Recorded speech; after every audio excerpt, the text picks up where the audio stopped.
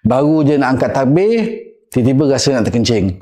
Ada wuduk, tiba-tiba rasa macam tak selesa, rasa macam was-was, rasa macam air kencing nak menitis-nitis. Jadi kena ambil wuduk lagi, ulang alik ambil wuduk. Jadi rasa pun penat. Bila buat solat, bila sujud, rasa macam perut menyocok-nyocok, rasa nak terkencing kan.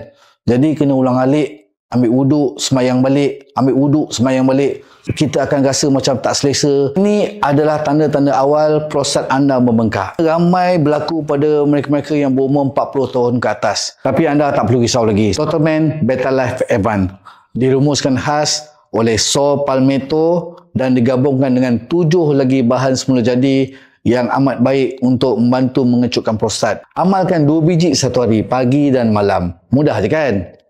Dan lepas ni anda tak perlu risau lagi. Dapatkan Totalman Beta Life Advance sekarang.